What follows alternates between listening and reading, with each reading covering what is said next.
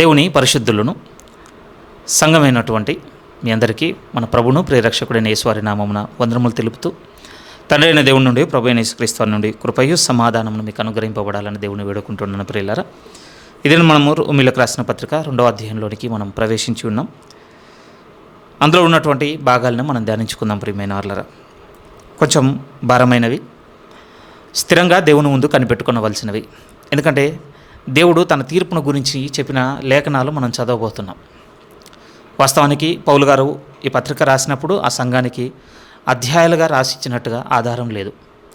ఆయన ఒక సగటు వ్యక్తి ఇంకొక వ్యక్తికి ఉత్తరం రాస్తే ఎలాగ రాస్తాడు, ఈరోజు మనం అయితే ఒక లెటర్ రాస్తే ఎలాగైతే రాస్తామో అలానే రాశాడు అంతే. మనం ఏ రోజు కూడా ఎవరికైనా లెటర్ రాస్తున్నప్పుడు చాప్టర్ వైజ్గా ఏం రాయం. ఈవెన్ మనం ఒకవేళ ఈరోజు ఉత్తరాలు లేవు, టెక్స్ట్ ఉందంటే ఒకవేళ లాంగ్ టెక్స్ట్ సెండ్ చేసినా కూడా ఎలా ఉంటుందంటే మేబీ పేరావైజ్గా ఉంటుందేమో, కానీ చాప్టర్స్ అయితే ఇంక్లూడ్ చేయము అసలు. పౌలు గారు కూడా అదే చేసి ఉన్నారు. ఆయన రాలేదు, ఆయన రాయలేదు, ఆయన ప్రతిగా ఇంకొకరు పౌలు గారు డిక్టేట్ చేస్తున్నందుకు రాసిన భాగాలే కనపడుతుంటాయి. ప్రతి పత్రిక ఇంకొకరి చేతి వ్రాత చేత రాయబడింది, కానీ ముగింపులో పౌలు గారు నా వందనములు తెలుపుతున్నాడని తన మాటలు రాయడం, కానీ చెప్పడం మొత్తం పౌలు గారే చెప్పినట్టుగా మనం చూడగలం. ఆయన పద్ధతి అది. తెలీదు మరి ఏ కారణం బట్టి ఆయన రాయడానికి పూనుకోలేదో తెలియదు, కానీ ఎప్పుడు కూడా ఇంకొకరిని చేత రాయించిన భాగాలే కనపడుతుంటాయి ఆయన డిక్టేట్ చేసి. ఇది మీతో ఎందుకు పంచుకుంటున్నాను అని అంటే, రాస్తున్నప్పుడు మొదలుపెట్టిన దగ్గర నుంచి ముగింపు వరకు పౌలు గారు ఒకే విధంగా ఒక సీక్వెన్స్గా రాశాడు తప్ప అధ్యాయాలుగా రాయలేదు. ఎందుకు ఇది మీతో చెప్పడానికి ఇష్టపడుతున్నాను అని అంటే, ఈ 2వ అధ్యాయం మొదలు పెట్టడమే ఆ మొదటి వాక్యంలో ఒక పదంతో మొదలైంది. కాబట్టి దేర్ఫోర్ అన్న పదంతో రాస్తున్నాడు. ఎందుకు అనంటే, ఇప్పుడు మనం దీన్ని పైకి కలుపుకొని చదువుకోవాల్సిన వారం. ప్రియమైన వాళ్ళారా, పైదానికి కొనసాగింపు. పైనే ముగించేశాడు, ఇక కొత్తది మొదలు పెడుతున్నాడు ఈ 2వ దాంట్లో అన్న ఆలోచన లేదు. ఒకవేళ ఈరోజు మనం దీన్ని ధ్యానిస్తే కొత్త విషయాలను పరిగణలోకి తీసుకున్నట్టుగా మనకు అనిపిస్తుంది, కానీ పై దానితో సంబంధం కలిగింది అని గుర్తుపెట్టుకోవాలి. ఎందుకు ఇది మీతో చెప్తున్నాను అంటే, మనకు కూడా బైబిల్ చదివేటువంటి ఆలోచన ఉంటుంది. ఆ ఆలోచన ఎలా ఉంటుంది అంటే, మనకున్న ఆ లిమిటెడ్ టైంని బట్టి కొన్ని చాప్టర్స్ చదువుకోవాలి అన్న ఆలోచనతోనే ఉంటాం. అలా చదువుతున్నప్పుడు యూజువల్గా మనం అందరం చేసేది ఏంటంటే, ఆ ముందున్న సంగతులను మనం పరిగణలోకి తీసుకోకుండానే ముందుకు సాగిపోతుంటాం. ఫలితం ఏమవుతుంది అని అంటే, ఏం చెప్తున్నారు, ఎందుకు చెప్పవలసి వచ్చింది, ఈ కనెక్షన్ మనకు మిస్ అయిన ప్రతిసారి బైబిల్ ఎప్పుడు కూడా బోరింగ్గానే ఉంటుంది. ప్రియమైన వాళ్ళ, ఒక్కసారి మీకు కనెక్షన్ దొరికిందనుకోండి, అవి మీ మెమొరీలో ఉంటాయి, అవి ఎప్పుడు మీకు ఉపయోగపడుతుంటాయి. ఇది పలానా దాని గురించి రాసుకుంటూ వస్తున్నాడు కదా అన్న దానికోసం. సో ఈ 2వ అధ్యాయం కూడా ఈరోజు మనం బ్రేక్ చేసి మెడిటేట్ చేస్తున్నాం కనుక ఆ గతంలో విన్నది మీరు మర్చిపోవద్దు. ఎందుకంటే మొదటి అధ్యాయం నుంచి 2వ అధ్యాయంలోనికి వస్తున్నాడు పౌలు గారు. మొదటి అధ్యాయంలో మనం చూసినప్పుడు మనకు బాగా స్థిరంగా ఏం తెలిసింది అని అంటే, పరలోకం నుండి దేవుని కోపము బయలుపరచబడుచున్నది అని కొన్ని విషయాలను దీర్ఘంగా చెప్తున్నాడు ఆయన. మన స్థితి తెలియాలి, మన స్థితి తెలిస్తేనే దేవుని యొక్క నీతి అర్థమవుతుంది అనేది మనం పెట్టుకున్నాం 3వ అధ్యాయం వరకు. మన స్థితి తెలుసుకోవడం కోసం పౌలు గారు చెప్పిన మాటలు మనం చూసాం. గతంలో ఏం చూసాము అంటే, మనిషిని అవిధేయతను బట్టి, లేకపోతే మనిషి భక్తిహీనతను బట్టి, దుర్నీతిని బట్టి పరలోకం నుండి దేవుని కోపము కుమ్మరింపబడుతుంది, బయలుపరచబడుతున్నది. ఎందుకు మనిషి దుర్నీతి చేత, భక్తిహీనత చేత చేసింది ఏమిటి అని అంటే, దేవుని సంబంధమైన వాటి విషయంలోనూ అతిక్రమించాడు, మానవ సంబంధమైన విషయాలను కూడా అతిక్రమించాడు. భక్తిహీనత చేతనేమో దేవుని దూరం పెట్టుకున్నాడు, దుర్నీతి చేత ఇతరుల ఎడల, తన పొరుగు అని ఎడల నడుచుకోవాల్సిన పద్ధతిని కూడా తూలనాడాడు. అందుకోసం దేవుడు కూడా చేసింది ఏమిటి అంటే, మీరు నన్ను విడిచిపెట్టారు కదా, నేను మిమ్మల్ని విడిచిపెడుతున్నానని ఇదిగో మనుషులందరినీ వారి అవిధేయతలకు అప్పగించినందుకు జరిగినటువంటి పరిణామం మనం చూస్తున్నాం. శరీరాన్ని పాడు చేసుకున్నాడు, మనసును కూడా పాడు చేసుకున్నాడు. ఇది ఒక్క మనిషిని పెట్టి రాసింది కాదు పౌలు గారు. మొదటి అధ్యాయంలో మనుషులందరినీ మనసులో పెట్టుకొని ఓవర్ వ్యూ రాస్తున్నాడు. ఒక విధంగా టెలిస్కోప్తో చూడగలుగుతున్నాడు. టెలిస్కోప్ని ఈరోజు మనం చాలా దూరం చూడడానికి వాడుతుంటాం కదా, ఒక లాంగ్ వ్యూతో రాస్తున్నాడు అక్కడ, బ్రాడ్ వ్యూ అంటాం కదా, అలాంటిది మానవాళ్ళందరినీ పరిగణలోకి తీసుకొని రాస్తూ ఏమన్నాడంటే, ఈరోజు మనిషి దేవుణ్ణి విడిచిపెట్టిన కారణాన్ని బట్టి ఏం చేసుకున్నాడు అంటే, మానవ సమాజం ఏం చేసుకుందంటే, శరీరంలోనూ పాడు చేసుకుంది, మనసులను పాడు చేసుకుంది. ఇది కేవలం 2000 సంవత్సరాల క్రితమే కాదు, ఇప్పటికీ ఇంకా ఎవరు ఫ్రెష్గా మనం చూడగలుగుతున్నాం ఈ పర్యావసానాలను. బాడీని పాడు చేసుకుని, మైండ్ని పాడు చేసుకున్నాయి.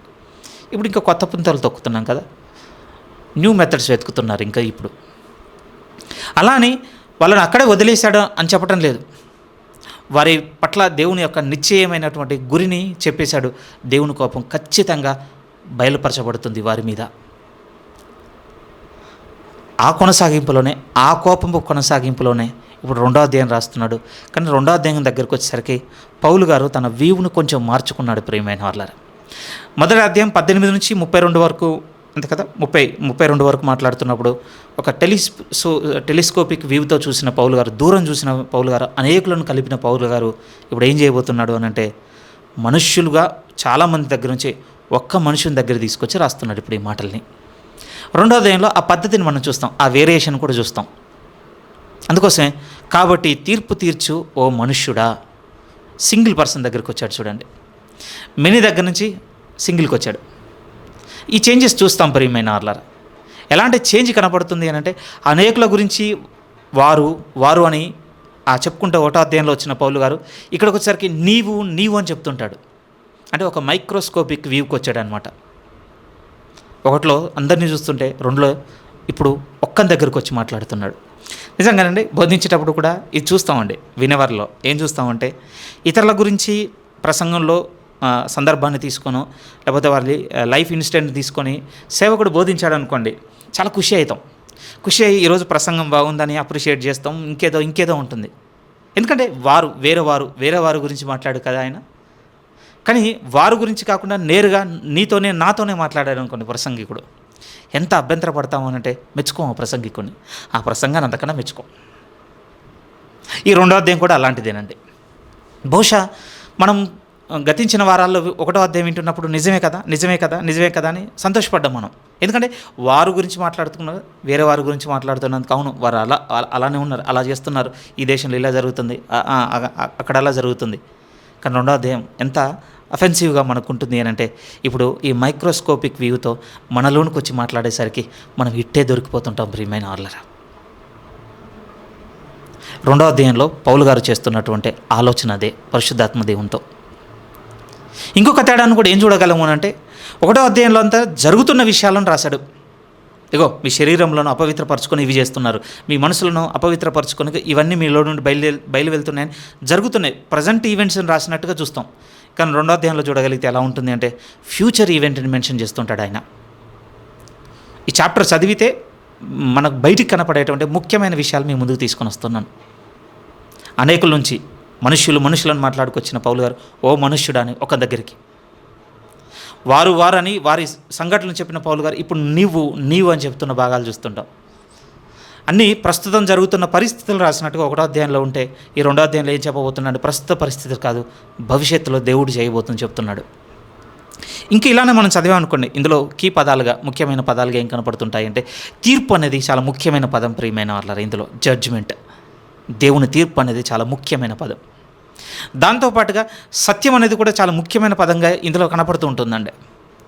వీటితో పాటు అత్యంత ముఖ్యమైన పదము నేను అందరం గుర్తుపెట్టుకోవాల్సింది 2వ అధ్యాయం దగ్గర. మీకు వీలుంటే మీ చేతిలో పెన్నో పెన్సిల్ ఉంటే ఆ 2వ అధ్యాయం దగ్గర రాసి కూడా పెట్టుకోండి. ఆ పదం ఈ అధ్యాయం చదువుతున్నప్పుడు మీ హృదయంలో ఎప్పుడు ఉండాలి. ఆ అతి ముఖ్యమైన పదం ఏమిటి అని అంటే, చేయుట, చేసినవి. ఒక విధంగా డూ అన్న వర్డ్, డస్, డూయింగ్, ఆ పదాలు అనుకోండి. ఎందుకంటే తీర్పులో ప్రధానముగా దేవుడు పరిగణలోకి తీసుకోబోతున్నటువంటి విషయాన్ని రాస్తున్నాడు అనుకుని అది చాలా కీలకమైన పదం ప్రియమైన వాళ్ళ. ఇలా మాట్లాడుకుంటే ఈరోజు సగం వరకే చూస్తాం కనుక కొన్ని పదాల మీద చెప్పాను. ఈ 2వ అధ్యాయం మొత్తం వచ్చేవారు ఇంకొన్ని పదాలు కలుపుకొని కొన్ని ముఖ్యమైన పదాలు మనం పరిచయం చేసుకుంటాం, అవి మన మనసులో గుర్తుండాలి. ఇక లేట్ చేయకుండా నేరుగా వెళ్ళిపోదాం ప్రియమైన వాళ్ళ. దీన్ని 3 భాగాలుగా, ఈ 1 నుంచి 16వ వాక్యం వరకు ఉన్న ఈ భాగాన్ని మూడు భాగాలుగా మీ కళ్ళ ముందు పెట్టేస్తాను. ఎందుకంటే ఆ 3 భాగాలు అందులో కనపడుతుంటాయి. 1 నుంచి 5 వాక్యాలు ఒక విషయాన్ని చెప్తుంటాయండి. ఆవేశంగా 6 నుంచి 10 వాక్యాలు ఇంకొక విషయాన్ని చెప్తుంటాయి. 11 నుంచి 16 వాక్యాలు అంటే మీ రిమైనింగ్ 6 వర్సెస్ ఇంకొక విషయాన్ని చెప్తుంటాయి. ఒక విషయం అంటే ఈ 3 వేరు విషయాలని కాదు, 3 విధాలుగా ఒకే విషయం చెప్పబడింది. దేవుని తీర్పు అనేది ఒకటే విషయం ప్రియమైన వాళ్ళ. ఇందులో ఉన్న ప్రధానమైన విషయం ఏంటంటే దేవుని తీర్పు, జడ్జిమెంట్ ఆఫ్ గాడ్. కాకపోతే దాన్ని 3 విధములుగా మనకు పౌలు గారు రాస్తున్నారు పరిశుద్ధాత్మ ప్రేరణతో. మొదటిది ఏమిటి అని అంటే, దేవుడు ఎవరిని తీర్పు తీర్చబోతున్నాడో చెప్పబోతున్నాడు. మనం 1వ అధ్యాయం 18 నుంచి 32 వరకు చూసినప్పుడు ఏం చూసామంటే కోపమే చూసాం దేవునిది. తీర్పు గురించి అక్కడ ప్రస్తావన రాలే. కానీ రెండో అధ్యాయంలో ఏం చూడబోతున్నాడు, ఇప్పుడు తీర్పుని గురించి మనకు ప్రస్తావన చేస్తున్నాడు. అందుకోసం ఇప్పుడు మనకు మొదటగా ప్రశ్న తలెత్తి దానికి సమాధానం కూడా పౌలు గారు ఇస్తుంది ఏంటంటే, ఎవరిని దేవుడు తీర్పు తీరుస్తాడు? అది 1 నుంచి 5లో చెప్తాడు. ఇక వీరిని ఆయన తీర్పు తీర్చబోతున్నాడు. అవునా? అయితే దేవుడు తీర్పు తీరిస్తే ఏ విషయాలను బట్టి దేవుడు తీర్పు తీర్చబోతున్నాడు? ఏ విషయాలను బట్టి దేవుడు తీర్పు తీర్చబోతున్నాడు అంటే, ఇగో 6 నుంచి 10 వాక్యంలో ఈ భాగాన్ని బట్టి దేవుడు తీర్పు తీర్చబోతున్నాడు. ఓకే, ఆయన వీళ్ళని తీర్పు తీరుస్తాడు, ఈ విషయాలను బట్టి తీర్పు తీరుస్తాడు. మరి ఏ స్టాండర్డ్స్లో తీర్పు తీరుస్తాడు? ఏ స్టాండర్డ్స్లో అంటే ఏ స్థాయికి పరిగణలోకి తీసుకొని ఆయన తీర్పులోనికి పెడతాడు అని అంటే, అప్పుడు 11 నుంచి 16 రాస్తున్నాడు. ఎవరన్న దాంట్లో 1 నుంచి 5లో కనపడుతుంది వీళ్ళనా దేవుడు తీర్పు తీర్చేది అని. 6 నుంచి 11 చదువుతున్నప్పుడు మనకేమర్థం అవుతుందంటే, ఈ విషయాలను బట్టి ఆ దేవుడు తీర్పు తీర్చబోయేది. మూడోది ఏమిటి అని అంటే, ఈ స్టాండర్డ్స్ ఉంటాయి దేవుని దగ్గర తీర్పు అనగానే. అది 11 నుంచి 16. ఇది ఈ అర్ధ భాగంలో ఉన్నటువంటి స్ట్రక్చర్ ప్రియమైన వాళ్ళ. ఇది మీకు గుర్తుండాలని నేను ఆశపడుతున్నాను. ఎందుకంటే మనం బైబిల్ స్టడీ కనుక ఇలానే ఉంటుంది. ముందుకు సాగుదాం ప్రియమైన వాళ్ళ. 1 నుంచి చూద్దాం. 1 నుంచి 5 వాక్యాలు ముందుగా చదువుతున్నాను, చూడండి దయచేసి. రోమీయులకు రాసిన పత్రిక 2వ అధ్యాయం 1 నుంచి 5 వాక్యాలు మీరు చూడగలిగితే, కాబట్టి తీర్పు తీర్చు మనుషుడా, నీవెవడవైనను సరే నిరుత్తరుడు అయి ఉన్నావు. దేని విషయంలో ఎదుటివారికి తీర్పు తీర్చుచున్నావో దాని విషయంలో నీవే నేరస్తుడవని తీర్పు తీర్చుకొనుచున్నావు. ఎలాగనగా తీర్పు తీర్చు నీవును అట్టి కార్యములను చేయుచున్నావు కావా? అట్టి కార్యములు చేయువారి మీద దేవుని తీర్పు సత్యమును అనుసరించినదని ఎరుగుదుము. అట్టి కార్యములు చేయువారికి తీర్పు తీర్చు వాటినే చేయుచున్న మనుషుడా, నీవు దేవుని తీర్పును తప్పించుకొందునని అనుకుంటివా? లేదా దేవుని అనుగ్రహం మారుమనసు పొందుటకు నిన్ను ప్రేరేపించుచున్నదని ఎరుగక ఆయన అనుగ్రహ ఐశ్వర్యమును సహనమును దీర్ఘశాంతమును తృణీకరించుదవా? నీ కాఠిన్యము మార్పు పొందని నీ హృదయమును అనుసరించి ఉగ్రత దినమందు, అనగా దేవుని న్యాయమైన తీర్పు బయలుపరచబడే దినమందు నీకు నీవే ఉగ్రతను సమకూర్చుకొనుచున్నావు. సమాధానం ఇచ్చేశాడు. ఒక సమూహం అంతటి గురించి చెబుతున్నప్పుడు ఆ సమూహంలో ఉన్నటువంటి కొంతమంది మంచితనంతో ఉన్న వాళ్ళు ఉండొచ్చు, అంతే కదా. ఒక కమ్యూనిటీ అనగానే ఆ కమ్యూనిటీలో ఉన్న వాళ్ళందరూ ఒకే యాటిట్యూడ్తో, ఒకే బిహేవియర్తో, ఒకే డెసిషన్ మేకింగ్తో, ఒకే అన్నీ ఒకే రకంగా ఉంటాయని మనం చెప్పలేం ప్రియమైన వాళ్ళ. అసలు వల్లపడదంతే. ఇంకా అందులో మంచి వాళ్ళు ఉండొచ్చు, సున్నితలు ఉండొచ్చు, అవుట్వర్డ్ పీపుల్ ఉండొచ్చు, ఇన్వర్డ్ పీపుల్ ఉండొచ్చు, ఎన్రేజ్డ్ పీపుల్ ఉండొచ్చు, ఊరికే చీటికి మాటికి టెంపర్ లాస్ట్ అంటే కోప్పడే వాళ్ళు ఎన్నో రకాలుగా ఉండొచ్చు ఒక కమ్యూనిటీ అనగానే.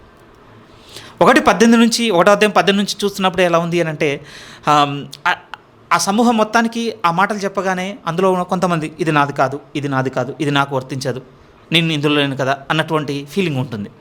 ఎంత దూరం ఎందుకండి? చర్చ్లో దేవుడు తన వాక్యాన్ని మనకు వినిపిస్తుంటే వింటున్నా, మీరు నేనైనా మన అందరి వినే విధానం అలానే ఉంటుంది ప్రియమైన వాళ్ళారా. ఎందుకంటే మన సమూహం అంతటినీ ఉద్దేశించి దేవుడు మాట్లాడుతున్నప్పుడు సమూహంలో ఉన్న మీరు నేను ఎలా ఆలోచిస్తామంటే, ఇది నాది కాదు, నేను ఇలా లేను కదా, నేను ఫోన్తో ఇలా ఉండను కదా, లేకపోతే నేను నా ఫ్యామిలీతో ఇలా ఉండను కదా, లేకపోతే మనీతో నేను ఇలా ఉండను కదా, ఇలాంటి ఫీలింగ్స్ మనకుంటాయి. అందుకోసం ఇప్పుడు పౌలు గారు ఏం చేస్తున్నారంటే, తీర్పు గురించి నేను చెప్పబోతుండే సమూహం మొత్తానికి నేను చెప్పాను అనుకో, మీరు ఎలా ఆలోచిస్తారు? ఇందులో నేను లేను, ఇందులో నేను లేను, అందులో నేను లేను, XYZ అనుకుంటాం కదా. అందుకోసం పౌలు గారు ఏం చేస్తున్నారంటే, ఇలా XYZ రీజన్స్ చెప్పుకొని పక్కకుండిపోయి మా మీదకి తీర్పు రాదని మీరు అనుకోవడానికి వీల్లేదని పౌలు గారు చేసిన ఆలోచన పరిశుద్ధాత్మ శక్తితో ఏంటంటే, దగ్గరకు వచ్చి వ్యక్తిగతంగా మైక్రోస్కోపిక్ వ్యూ అనక మన అంతరంగంలో నుండి చూసుకునేటట్టుగా ఈ మాట రాస్తున్నాడు. ఎందుకనంటే ప్రతి ఒక్కరూ పరిశీలన చేసుకోవాలి, దేవుని తీర్పులో నేను ఎక్కడుంటాను అని. ఎందుకనంటే దేవుడు ఖచ్చితంగా చెప్తున్నాడు, ఒక దినమును ఆయన నిర్ణయించుకొని ఉన్నాడట ప్రియమైన వాళ్ళారు. మనం కూడా సమాజాన్ని చూస్తున్నప్పుడు ఎక్కడో ఒక దగ్గర అనిపిస్తుందండి, ఏమని అనిపిస్తుంది అంటే, మంచి ఇంకెప్పుడు గెలిచేది అసలు ఉంటుంది ప్రియమైన వాళ్ళారు. నిజంగా ఉంటుందండి. అణచివేతకు గురవుతూ, మనకు రావాల్సినవే మనకు రాకుండా దూరం పోతూ, మనవి ఇంకెవరు పొందుకుంటూ, నేను చెప్తున్నా మీకు అర్థమవుతున్నాయి కదా, అది గవర్నమెంట్ రూపేనో లేకపోతే కొంచెం బలవంతుని రూపేనో లేకపోతే ఇలా మనం సఫర్ అవుతున్నాం. మనమేంటి, మన వల్ల చాలామంది చాలా విషయాలు సఫర్ అవుతున్నారు. సఫర్ అవుతున్నప్పుడు విసిగిపోయిన ఆలోచనలు ఏముంటుంది అంటే, అసలు మంచి ఎప్పుడు గెలుస్తుంది? ఆ మంచి ఎప్పుడు గెలుస్తుంది? 2వ అధ్యాయంలో ఉంది ప్రియమైన. ఆ మంచి గెలవడానికే దేవుడు ఒక రోజును పెట్టుకున్నాడు. ఆ రోజు సర్వ మానవాళి ఏకకంఠంతో చెప్పొచ్చు, మంచి గెలిచింది. ఎస్, చివరికి మంచి గెలిచింది. ఆ మంచి గెలిచే ఆ మార్గంలో దేవుడు మనతో ఏమంటుండంటే, ఇప్పుడు మీ వంతు నా వంతు పరీక్షించుకోవాలి మనం. ఎందుకంటే మనం ఏమైపోయామంటే ఇక్కడ పౌలు గారు రాస్తున్నప్పుడు యూదుల్ని మనసులో పెట్టుకున్నాడు. జాగ్రత్తగా వినండి, యూదుల్ని మనసులో పెట్టుకున్నాడు. 2000 సంవత్సరాల తర్వాత చదువుతున్న మనం కూడా పరిశుద్ధాత్మ దేవుడు మనసులో పెట్టుకొని చెప్తున్నాడు. పౌలు గారు రాస్తున్న సమయానికైతే యూదులను మనసులో ఉన్నట్టుగా ఉంటుంది. కానీ పరిశుద్ధాత్మ దేవుని వైపు నుంచి చూస్తున్నప్పుడు 2000 సంవత్సరాల తర్వాత, అవసరమైతే ఇంకా 4000 సంవత్సరాల తర్వాత చదువుకున్న ఆనాటి వరకు ఉన్నటువంటి క్రైస్తవులను కూడా మనసులో పెట్టుకొని రాస్తున్నాడు. ఇప్పుడు యూదుడు ఏమనుకుంటున్నాడు? ఉదాహరణకు అనుకుందాం, యూదుడు ఏమనుకుంటాం, మేము దేవుని చేత ఏర్పాటు చేయబడిన జనాంగం. సో మేము ఏం చేసాం? మొదటి ఆజ్ఞను పాటిస్తున్నాం, దేవుడు ఒక్కడే, ఇప్పుడు మేము విగ్రహారాధనలో లేము. అక్కడ మనం లిస్ట్ చూస్తున్నప్పుడు మోషే గారిని ఇచ్చినప్పుడు మాకు దేవుడు ఖచ్చితమైన ఆజ్ఞలు ఇచ్చి ఉన్నాడు. లేవియ కాండంలో ఆ సీక్వెన్స్ అంతా, ఆర్డర్ అంతా చదువుతున్నప్పుడు దేవుడు నిర్దిష్టంగా చెప్పిన ఉన్నాయి. జంతు శయనం గురించి మాట్లాడి ఉన్నాడు, పురుషునితో శయనం గురించి మాట్లాడి ఉన్నాడు, స్త్రీతో పోవడం గురించి ఇవన్నీ వారు ఆజ్ఞలుగా పాటించుకుంటూ వచ్చి ఇవన్నీ మేము చేయటం లేదు, ఇవన్నీ మేము చేయటం లేదు, ఇవన్నీ మేము చేయటం లేదు. ఇప్పుడు చేస్తున్నది ఎవరు? ఇగో అన్యులు చేస్తున్నారు, దేవుని ఎరగని వారు చేస్తున్నారు, దేవుని నమ్మని వారు చేస్తున్నారు. ఇలా ఆలోచిస్తున్నప్పుడు ఏం జరుగుతుంది అంటే, మనకు తెలియకుండానే యూదులు ఆనాడున్న ఇతరులను వారు తీర్పు తీరుస్తున్నారు. ఇక మీరు తప్పులో ఉన్నారు, మీరు ఇవన్నీ చేస్తున్నారు, మీ ఇవన్నీ చేస్తున్నారు. పౌలు గారు కూడా అదే అంటున్నాడు, ప్రియమైన వాళ్ళ మంచిదే. కాబట్టి ఓ తీర్పు తీర్చు మనుష్యుడా, నువ్వు ఒక విషయం మర్చిపోయావు. ఏ విషయాన్ని మర్చిపోయావు అంటే, ఇతరులు అది చేస్తున్నారు, ఇది చేస్తున్నారు అని నువ్వు చక్కగా వారిని విమర్శ చేయగలుగుతున్నావు. కానీ వారిని తీర్పు తీర్చు, నువ్వు తీర్పు తీర్చుకుంటున్నావని ఎందుకు ఆలోచించటం లేదు? అది 2000 సంవత్సరాల క్రితానికి. ఇప్పుడు మనకు కూడా వర్తిస్తుంది ప్రియమైన వాళ్ళ. మనము అన్నిసార్లు లోకంలో ఉన్నవానికి మనం తీర్పు తీర్చకపోవచ్చు, మనం సంఘంలో ఉన్నవారు కూడా తీర్పు తీరుస్తున్నాం. మన తోటి సహోదరులకు కూడా ఈ విషయంలో అలా, ఆ విషయంలో అలా, ఈ విషయంలో అలా చేయకుండా ఉండాలి, నేను అలా చేయను, నేనైతే ఇలా చేయను, నేను ఇలా ఉండను, నేను అలా ఉండను. మనతో కూడా చాలా ఆలోచనలు, ఇవి ఎవ్వరికి బయట కనపడేవి కావండి. మన మనసులో మనకున్నవి అక్కడో ఇక్కడ టంగ్ స్లిప్ అయి బయటకు వస్తున్నవి. హ్యాపీ ఆనాడు వాళ్ళతోని, ఈనాడు మనతోను, అందరితో మాట్లాడుతూ అంటున్నాడు, ఇతరులకు తీర్పు తీర్చే నువ్వు ఇలా మర్చిపోతున్నావు, నువ్వు తీర్పు తీర్చుకోవడం లేదని. నువ్వు ఎలా తీర్చుకుంటున్నావు అని అంటే, ఏ విషయాలైతే వారు చేస్తున్నారని నువ్వు విమర్శ చేస్తున్నావు, మరలా తిరిగి చివరికి అవే చేస్తున్నావు కదా. దీనికి బెస్ట్ ఎగ్జాంపుల్గా మనం బైబిల్లో చూడగలిగితే శాస్త్రులు, పరిచయులు మనకు కనపడుతుంటారు. వారిని బట్టి ఈరోజు మనం నేర్చుకోగలిగితే మనం కూడా అక్కడో ఇక్కడో చాలా లోతుగా ఇందులో వేరు పారేసాం ప్రియమైన వాళ్ళారా. ప్రభు కూడా అదే చెప్పి ఉన్నాడు కదా, మీరు సున్నము కొట్టిన సమాధులను పోలి ఉన్నారు. ఒక విధంగా టెలిస్కోపిక్ వ్యూలో మీరు ఎలా ఉన్నారో తెలుసా? నీట్గా ఉన్నారు, నిజమే. కానీ మైక్రోస్కోపిక్ వ్యూలో ఎలా ఉన్నారో తెలుసా? అది కుళ్ళుతోనూ అజితేంద్రియత్వంతో మొత్తం కంపుతో నిండిపోయి ఉన్నది. సేమ్ ప్రియమైన వాళ్ళరా, నా మాటలు కాదండి, నేను కేవలం వింటున్న మీతో మాత్రమే అంటున్న మాటలు కాదు, వింటున్న మీతోనైనా, చెప్పబడుతున్నా, చెప్పిన నాతోనైనా, మనందరితో కలిపి దేవుడు అంటున్న మాటలు. ఇతరులకు తీర్పు తీర్చు, నీవు తీర్పు తీర్చుకునవా? ఏ విషయంలో అంటే, వాళ్ళు ఏవైతే చేస్తున్నారని నువ్వు అంటున్నావో అట్టి వాటిని చేయుచున్నావు కదా. మేబీ వాళ్ళు చాలా విరోధమైనవి చేస్తుండొచ్చు, కానీ వాళ్ళు అలా చేస్తున్నారని మనం కూడా కొన్ని చేస్తున్నాం, మనం మరీ అంత కాకపోవచ్చు అని మనం అనుకోవచ్చు. అతనితో పోలిస్తే నా తక్కువ కదా. కానీ దేవుని దృష్టికి ప్రియమైన వాళ్ళ, అతనిదైనా మనదైనా సమానమే ఆయన దృష్టికి. ఇప్పుడు మనం మనుషుల పరిగణలో లేం కదా. ఇప్పుడు మనం నేర్చుకోవాల్సిన విషయం అది. సరే, ఈ స్టడీగా ఇందులో ఏముందో సమాచారం అయితే మీకు తెలుస్తుంది 16వ వచనం వరకు వచ్చేసరికి. ఈ స్టడీతో పాటుగా మనం కూడా నేర్చుకోవడానికే ఈ మాటలు దగ్గరగా తీసుకొస్తున్నాను ప్రియమైన. ప్రభు కూడా మాట్లాడి ఉన్నాడు కొండ మీద ప్రసంగంలో, నిశ్చయంగా చెప్పింది అదే. ఇగో ఈ ఆజ్ఞలో మిగులు అల్పమైన దాన్ని ఒకటి మీరి జనులకు మాత్రం అలాగూ బోధించి వాడేవాడో వాడు పరలోక రాజ్యంలో అల్పుడు అనబడును.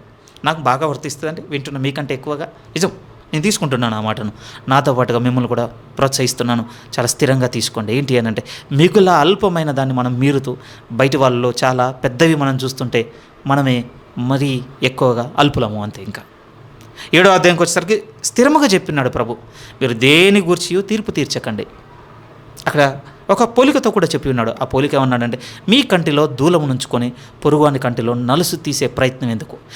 నలుసు తీసే ప్రయత్నం చేయొద్దని చెప్పలేదండి ప్రభు. కానీ ఎప్పుడు చేయమన్నాడు? నీలో ఉన్నటువంటి దూలము నువ్వు తీసివేసిన ఎడల నీకు తీయగలుగుటకు నీ కన్ను స్పష్టంగా కనపడును, అప్పుడు నువ్వు తీయమని చెప్తున్నాడు ప్రియమైన వాళ్ళ. ఒక విధంగా జడ్జి చేయమని చెప్తున్నాడు, తీర్పు తీర్చమని చెప్తున్నాడు. కానీ ఆ తీర్పు ఎలా ఉందంటే, న్యాయబద్ధంగా తీర్చాలంటే ఏం చేయాలి? మనలో ఉన్న దూలాన్ని మనం తీసేయాలి. ముందుగా మనలో ఉన్న దూలను తీసేయడం అని అంటే, నువ్వు ఇది చేయటం లేదు, అది చేయటం లేదు, నువ్వు ఇలా మాట్లాడటం లేదు, అలా ఉండటం లేదని మనం వాళ్ళు నెట్ పికింగ్ చేస్తున్నాం కదా. ఆ నెట్ పికింగ్ మనలో ముందు ఆగిపోవాలి. ఆ సూక్ష్మమైనవి ఒడగట్టే బుద్ధి ఉంది చూసారా, ఆ బుద్ధి ముందు మనలో ఆగితే మనం ఏం చేయొచ్చట అంటే వారిలో ఉన్నటువంటి ఆ నలుసును చాలా సున్నితంగా తీయగలము. నేర్చుకోవాల్సిందండి, ఎవరికి అంత తొందరగా ఏం రాదు. అందుకోసమే తీర్పు గురించి నిశ్చయముగా స్థిరముగా బైబిల్ చాలా పెద్ద మాటలు మాట్లాడింది. ప్రియమైన వాళ్ళారా, పరీక్షించమన్నాడు అండి దేవుడు, ఎగ్జామిన్ చేయమన్నాడు. అందులో నిస్సందేహంగా చెప్తున్నాను. ఎందుకంటే ఈరోజు మరీ ముఖ్యంగా మనం ఎంత ఎగ్జామ్ అంటే పరీక్షించేటువంటి ఆలోచనతో ఉండాలి అని అంటే క్రైస్తవునికి ఇప్పుడు చాలా అవసరం. ఎందుకంటే మనం ఉన్న అంతే దినాల్లో అనేకులు బయలుదేరి మోసగించేదరన్నాడు. మనం పరీక్షించకపోతే, మనము ఒక రైట్ ప్రీచర్ని లేకపోతే రైట్ టీచింగ్ని మనము జడ్జి చేయకపోతే, ఇక్కడ అనగా ఎగ్జామిన్ చేయకపోతే మనం మోసపోతాం. కాకపోతే ఏంటి అని అంటే మనం ఆ నలుసును చూడగలగాలంటే దూలాన్ని తీసేయాలి. కానీ ఏమనుకుంటున్నారు ఈ 2వ అధ్యాయంలో ఉన్నటువంటి ఆ మనుషుడు ఏమనుకుంటున్నాడు? ఆ మనుషుడు మీరు నేనే కావచ్చు. ఎస్, మిమ్మల్ని ఫస్ట్ ఎందుకు పెట్టాలి? మీరే కావచ్చు. నన్ను కూడా ఫస్ట్ పెట్టుకుంటున్నాను. ఏంటి ఆ మనుష్యుడు అంటే? ఈ మనుషుడు ఏమనుకుంటున్నాడు అని అంటే, నేనైతే ఇతరులను తీర్పు తీర్చగలుగుతున్నాను, కానీ దేవుని తీర్పు మాత్రం నేను తప్పించుకోగలను అనుకుంటున్నాను. అందుకోసం ధైర్యం చేస్తున్నామండి. అందుకోసం ధైర్యం చేసి చాలా సులువుగా, చాలా తొందరగా మన పొరుగువారి విషయంలో అడ్వాంటేజ్ తీసుకోగలుగుతున్నాం. మనం పొరుగువారి విషయంలో అడ్వాంటేజ్ తీసుకోవడానికి మనకున్న ధైర్యము, బలం ఏమిటి అంటే, నేను మాత్రం దేవుని తీర్పును తప్పించుకుంటాను. అదే అన్నాడు పౌలు గారు 3వ వాక్యంలో. ఏమన్నాడు చూడండి, 3వ అంటున్నాడు, అట్టి కార్యములను చేయువారికి తీర్పు తీర్చు వాటినే చేయుచున్న మనుషుడా, నీవు దేవుని తీర్పు తప్పించుకుందునని అనుకుంటువా? అంటే మన ధైర్యం ఏంటంటే తప్పించుకోగలనని. కానీ ఇక్కడ కూడా బాగా అర్థం చేసుకోవాలి ప్రియమైన, తప్పించుకోవడం అసంభవం. ఎందుకంటే ఈయన మానవ సంబంధమైన జడ్జి కాదు కదా. ఇప్పుడు మనం ఒక నేరం చేసామనుకోండి, భౌతికంగా మాట్లాడుతున్నాం. ఈ నేరానికి సంబంధించినటువంటి తీర్పు ఒకటి ఉంటుంది. మన మీద కేసు ఫైల్ అయిపోయి అది హియరింగ్కి వెళ్ళిపోయి జడ్జి ముందు ప్రతివాదములు జరిగిన తర్వాత జడ్జి ఒక తీర్పు సెంటెన్స్ ఇస్తాడు. అది మనకు తెలుసు. దాన్ని తప్పించుకోవడానికి ఇక్కడైతే అవకాశం ఉంది ప్రియమైన వాళ్ళ. ఉదాహరణకి మనం చేసిన నేరం నిరూపణ కాలేదనుకోండి, మనం నిర్దోషులమే, మొదటి ఆప్షన్. ఒకవేళ నిరూపణ అయినా కూడా ఒకవేళ మనం దొరకకుండా మన జ్యూరిడిక్షన్ అంటాం కదా, మన పరిధిలో నుంచి, మన న్యాయస్థానం పరిధిలో నుంచి మనం దూరం వెళ్ళిపోయాం అనుకోండి, సేఫ్ అయిపోయినట్టే. మనకు తెలుసు కదా, ఈరోజు ఎంతోమంది ఇక్కడ ధనం బ్యాంకుల దగ్గర నుంచి తీసుకొని వేరే దేశాలకు వెళ్ళిపోయారు. ఎందుకు వెళ్ళిపోయారు అంటే మన దేశం దాటినారు అనుకోండి, ఇంకా మా మీద ఏ నేరం లేదు. అది 2వ వే. పోనీ 3వ వే తీసుకున్నాం అనుకోండి, మన లాలో ఉన్నటువంటి లూప్ హోల్స్ బాగా తెలిసి బాగా తెలివిగా వాదించగలిగే ఒక న్యాయవాది దొరికాడు అనుకోండి, తెలుగు అంటారు తిమ్మిని బొమ్మిని చేసి మనల్ని నిరూపించి బయటికి తీసుకొచ్చేస్తాడు. ఇలా అయినా నేను భౌతిక సంబంధమైనటువంటి తీర్పు గురించి మాట్లాడుతాను. ఇలా అయినా తప్పించుకోవచ్చు. నేర నిరూపణ కాకపోయినా తప్పించుకోవచ్చు. మనం ఈ దేశాన్ని మన చట్టాన్ని దూరంగా పారిపోయినా తప్పించుకోవచ్చు. లేకపోతే ఈ చట్టంలో ఉన్న లొసుకులను ఆధారం చేసుకొని మంచి ఒక లాయర్ దొరికిందంటే మన తరపున వాదించి అలా అయినా తప్పించుకోవచ్చు. 4వది కూడా ఏముందంటే ఆప్షన్, ఒకవేళ మనం ఖైదు చేసిన మనం జైలు నుంచి కూడా తప్పించుకోవచ్చు. ఇది భౌతికంగా ప్రియమైన మనం జడ్జిమెంట్ని అవాయిడ్ చేయడానికి వేస్ట్. కానీ దేవుని దగ్గర ఆలోచిస్తే, దేవుని దగ్గర నేరం నిరూపణ కాలేదు అనడానికి ఆస్కారం లేదు. ఎందుకంటే ఆయనకు తెలియని సృష్టమే లేదండి. హెబ్రీ 4:12 వాక్యం కింద మనం చదివితే, ఆయనకు సమస్తం స్పష్టంగా కనపడుచున్నది అన్నాడు. అంతే, ఆయనకు కనపడని స్పష్టమే లేదన్నాడు. అంతే. ఇది దేవుని తెలియదు, ఇది తెలియదు కనుక నేను దేవుని జడ్జిమెంట్ని తప్పించుకుంటానంటే ప్రభు అన్నాడు, ఏ రోజు రహస్యంగా ఉన్నాయి ఆ రోజట మిద్దల మీద ప్రకటింపబడతాయి అన్నాడండి ప్రభువైన యేసుక్రీస్తు వారు. అది ఆలోచిస్తే వండర్ ప్రియమైన వాళ్ళరా. ఈరోజు చెవులలో గుసగుసగా మెల్లగా చెప్పబడ్డాయట. ఆ రోజు మిద్దల మీద అనౌన్స్మెంట్స్ ఉంటాయంట. దేవునికి మరుగైంది లేదంతే. ఇంకా పోనీ భూ సంబంధంగా ఈ చట్టం నుంచి దూరంగా, ఈ దేశపు పరిధి నుంచి దూరంగా పారిపోయినట్టు ఆ దేవుని తీర్పులో కూడా కొన్ని పరిధులు ఉన్నాయి. ఆ పరిధిలో నుంచి దూరంగా పారిపోతానంటే ఎక్కడికి పారిపోగలం చెప్పండి? ఆ దేవునికి దూరంగా ఎక్కడికి పారిపోగలం? పోనీ 3వది, మన తరపున ఒక మంచి లాయర్ దొరికితే దేవుని ముందు మనం డిఫెండ్ చేసి గెలవచ్చు అని అంటే ఆయన ముందు నిలబడి వాదించగలిగేవారు ఎవరు అసలు లేదు. నేను ప్రిజన్లో నుంచి తప్పించుకుంటాను భూ సంబంధంగా, అక్కడ కూడా తప్పించుకుంటానంటే ఇక మీకు అర్థమైపోవాలి, నరకమున మనకు తెలుసు కదా చదివింది. అంతే, ఇక అగ్ని ఆరదు, పురుగు చావదు, తప్పించుకునేది ఎక్కడిది? ఇంకా అదే అవకాశం ఉండుంటే, మనకంటే బాగా ప్రయత్నం చేసిన వాడు ఎవడై ఉండేవాడు అంటే లాజరు ధనవంతుని దగ్గర. ధనవంతుడు ఏదో ప్రయత్నం చేసి ఉండేవాడు. ఆ ప్రయత్నం చేయలేకే రాజుకి వచ్చి అతను అన్నమాట ఏమిటి అంటే, నా సహోదరుల దగ్గరికి లాజర్ నన్ను పంపండి, ఇక్కడికి రావద్దు వాళ్ళు, ఎందుకంటే ఇక్కడికి వస్తే ఇక చేయగలిగేది ఏం లేదు. ఈ మాటలు మీతో ఎందుకు పంచుకుంటున్నాను అంటే బాగా వినండి ప్రియమైన అట్లా. ఆ మూడో వాక్యం అంతా చెప్తుంది, మన మనసు ఎక్కడికి వచ్చేసింది అంటే, నేను ఒక నిజ దేవుని తెలుసుకున్నాను కదా, నాకు కొన్ని వాక్యాలు తెలిసేసాయి కదా, ఆయన ఇలా ఉంటాడు, ఇలా సహాయం చేస్తాడు, ఆయన కృప ఇది, ఆయన కోపం ఇది, ఆయన నడిపింపు ఇది, ఆయన మనం గద్దించేది ఇది, ఆయన మనకు ఇచ్చే ఆశీర్వాదం ఇది, ఆయన మనకు పెట్టే శాపం ఇది, నేను తెలిసేసుకున్నాను కదా. సో ఇప్పుడు నేను ఏ పనిలో ఉన్నాను? ఇప్పుడు నేను ఏ పనిలో ఉన్నా అంటే ఇతరులకు తీర్పు తీర్చే పనిలో ఉన్నాను. వారు దేవుని నమ్మటం లేదనో, లేకపోతే వారు అది చేయటం లేదనో, ఇలా ఉండటం లేదు. Yes, agree. అందుకోసం ప్రభు అన్నాడు, ఓ ఇక్కడ దాకా వచ్చేసావు కదా, ఇతరులకు తీర్పు తీర్చుకునే మనుషుడా, నీకు నువ్వు తీర్పు తీర్చుకోవడం ఎందుకు ఆపేశావు? ఎందుకనంటే పరిశుద్ధ లేఖనం మనతో ఒక మాట అన్నది ప్రియమైన వాళ్ళారా. కొరింథీయులకు రాస్తున్నటువంటి మొదటి పత్రిక 11వ అధ్యాయం కిందికి వస్తే, మీరు ప్రభు బలను గురించిన లేఖ మార్గంలో కిందికి వస్తే ఏం కనపడుతుంది అక్కడ అంటే, నిశ్చయంగా చెప్తాం, మిమ్మల్ని మీరు విమర్శించుకున్న ఎడల ప్రభు విమర్శల, ఇక ఆ రోజు మీరు విమర్శింపబడరు. దాని అర్థం ఏంటంటే, మనకు మనమే సరైన తీర్పు తీర్చుకున్నాం అనుకోండి, ప్రభు అంటున్నాడు, ఇక మరలా నా తీర్పు దినమందు మీకు తీర్పు తీర్చబడదు, ఎందుకంటే ఇక్కడే సరి చేసుకున్నారు కదా. అదే అంటున్నాడండి. అందుకోసం నేను 4వ వాక్యం మళ్ళీ నేను చదువుతున్నాను. అందుకోసం ఇక్కడ అంటున్నాడంటే, అంటే తీర్పును తప్పించుకుందునని అనుకుంటే అన్న తర్వాత 2:4లో అంటున్నాడు, లేదా దేవుని అనుగ్రహము మారు మనసు పొందుటకు నిన్ను ప్రేరేపించుచున్నదని ఎరుగక ఆయన అనుగ్రహ ఐశ్వర్యమును, సహనమును, దీర్ఘశాంతమును తృణీకరించేదవా? నీ కాఠిన్యమును మార్పు పొందని నీ హృదయమును అనుసరించి ఉగ్రత దినమందు, అనగా దేవుని న్యాయమైన తీర్పు బయలుపరచబడే దినమందు నీకు నీవే ఉగ్రతను సమకూర్చుకొనుచున్నారు. ఇది చాలా బలంగా తగిలిందండి పరిశుద్ధ సేవకుని ఒక సేవకుని నోట విన్నప్పుడు.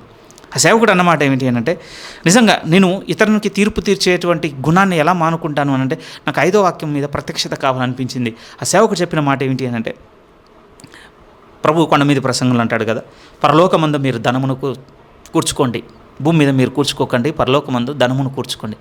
అక్కడైతే ఏ పరిభాషతోనైతే పరిశుద్ధ యేసుక్రీస్తు వారు మాట్లాడి ఉన్నాడో అదే పరిభాషను ఇప్పుడు ఎక్కడ మాట్లాడుతున్నాడంటే, మీరు నిత్య జీవం కోసం పరలోకమంది కూర్చుకోండి అని చెప్పిన ఆ మాట ఏ భావంతోనైతే ఉందో, ఇప్పుడు ఏం చేయడం మొదలు పెడుతున్నాడు అంటే, ఈ తీర్పు తీర్చడం వల్ల మనం నరకంలో కూడా కొంత సొమ్మును కూర్చుకుంటున్నాము. అది భయం కలిగింది ప్రియమైన, మనస్ఫూర్తిగా భయం కలిగిందండి. నెమ్మదిగా దానికి సంబంధమైన ప్రాక్టీస్ కూడా మొదలైంది. నోటి దాకా వచ్చినా కూడా నోరు అదుపు చేసుకోవాలి. ఎందుకంటే ఓకే, నేను అంటే నాకు క్షేమకరమైనది ఎలాగో పోగు చేసుకోవట్లేదు, దాని విషయంలో చాలా వెనకబడుతున్నాను. ఎగ్జాంపుల్గా అనుకుందాం, పరలోకమందు ధనమును కూర్చుకోండి అని అంటే దాని మీద అసలు మనసే చచ్చిపోతుంది. మంచి ఎలాగో చేసుకోవటం లేదు, మంచి చేసుకోకపోగా కీడు కూడా చేసుకుంటున్నానంటే నాకేం ప్రయోజనం? కీడు ఏమిటి అని అంటే, ఈ తీర్పు తీర్చడం బట్టి నేను చేస్తున్న తప్పు ఏమిటి అని అంటే, ఇప్పుడు నేను ఉగ్రత దినమందు దేవుని ఉగ్రత బయలుపరచబడ దినమందు దేవుని కోపమందు ఉగ్రతను సమకూర్చుకుంటున్నాను. ఒక విధంగా నరక సంబంధమైన సొమ్మును కూడా సమకూర్చుకుంటున్నాను. అందుకోసం భయం కలిగింది ప్రియమైన వాళ్ళ. ఈ మాటలు మనం చదువుతున్నప్పుడు మనకి ఏమర్థమవుతుంది అంటే, ప్రభు ఎవరి మిగతా అన్నాను కదా, మొదటి ప్రశ్న, ఎవరికి దేవుడు తీర్పు తీరుస్తాడు అంటే, పౌలు గారు నిశ్చయముగా పరిశుద్ధాత్మ దేవుని శక్తితో చెప్పుచున్నాడు, అందరికీ ఆయన తీర్పు తీర్చబోతున్నాడు. అందరికీ. ఒక టెలిస్కోపిక్ లెన్స్తో దూరంగా ఉన్న వారికి మాత్రమే తీర్పు తీరుస్తాడు అనుకోవడానికి లేదు. మైక్రోస్కోపిక్ లెన్స్తో చూస్తే దేవుడు అంటున్నాడు, మన దగ్గరకు వచ్చి కూడా, మన అంతరంగాన్ని చూసి కూడా దేవుడు చేయబోతుంది ఏంటంటే, మనకు కూడా తీర్పు తీర్చబోతున్నాడు ఆయన. ఏ కారణాన్ని బట్టి అంటే, ఇక్కడ ఆయన వాక్యమును బట్టి, మనల్ని మనం సరి చేసుకునే కారణాన్ని బట్టి మనకు కూడా తీర్పు ఉంది, అంతే. ఇంకా అందుకోసమే మనకు 2వ వాక్యంలో ఒక ముఖ్యమైన కీలకమైన పదం ఉంది. ఏముంది అని అంటే, ఆ పదం చూడండి, 2:2లో, అట్టి కార్యములు చేయువారి మీద దేవుని తీర్పు సత్యమును అనుసరించినదే అని ఎరుగుదుము. ఫస్ట్ ప్రిన్సిపల్ ఇస్తున్నాడండి పౌలు గారు. దేవుని తీర్పుకు సంబంధించినటువంటి ఒక ప్రిన్సిపల్, ఒక సూత్రం ఏమంటుందంటే, దేవుని తీర్పు దేన్ని ఆధారం చేసుకొని ఉండబోతుందంటే సత్యమును బట్టి. ఆ రోజు ఎవరైతే సత్యానికి టాలీ అవుతారో సేఫ్, ఎవరైతే ఆ సత్యానికి టాలీ కాకుండా డిస్టాలీ అవుతారో ఖచ్చితంగా చెప్తున్నాడు, తీర్పు ఉంది వారికి. మరి ఇప్పుడు ఆ సత్యం ఎవరి చేతిలో ఉందంటే, మీ చేతిలో, నా చేతిలో ఉంది ప్రియమైన వాళ్ళారా. యోహాను 17:17 బట్టి మనం చెప్పొచ్చు స్థిరముగా, దేవుని వాక్యమే సత్యము, స్థిరముగా ఉన్నది.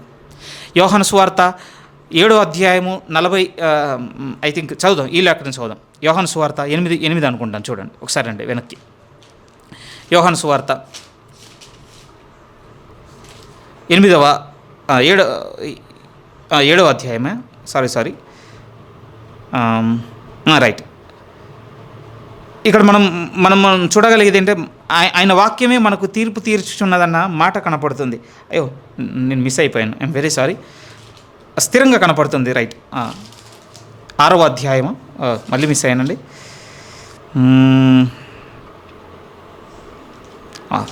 సారీ, ఇది వచ్చేవారని నేను మీకు చూపిస్తాను. యోహాను సువార్తలో కూడా ప్రభు అంటున్న మాట ఏంటంటే, ఇప్పుడు తీర్పు తీర్చున్నది నా వాక్యమే.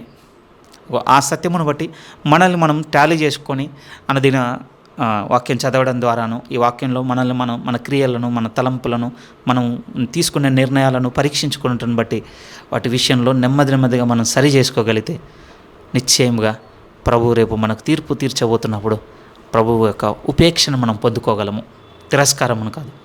ఇంకా వీరు మార్చుకున్నారు, నా సత్యమును బట్టి వీరి క్రియలను మార్చుకున్నారు.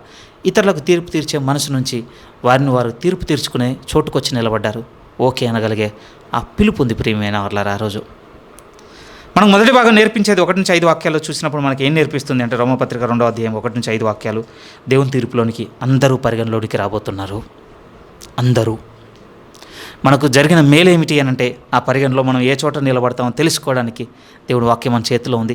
ఈ వాక్యమును బట్టి మన క్రియలను, మన తలంపులను, వీటన్నిటిని మనం పరీక్షించుకొని మనం ఇక్కడ మనల్ని మనం విమర్శించుకున్న ఎడల రేపు మనం ప్రభు చేత విమర్శింపబడము. అది నేర్చుకుందాం ప్రియమైన వాళ్ళ ఇక్కడ నుంచి. ఇప్పుడు రెండో ప్రశ్న మనకు కలగాల్సింది ఏంటి అని అంటే, మరి తీర్పులో దేవుడు అందరినీ తీసుకొని వస్తే ఏ విషయాలను పరిగణలోకి తీసుకుంటాడు మనుషుల్లోనివి? ఏ విషయాలను అంటే, పౌలు గారే మన ప్రశ్నకు సమాధానం చెప్తున్నాడు స్థిరముగా.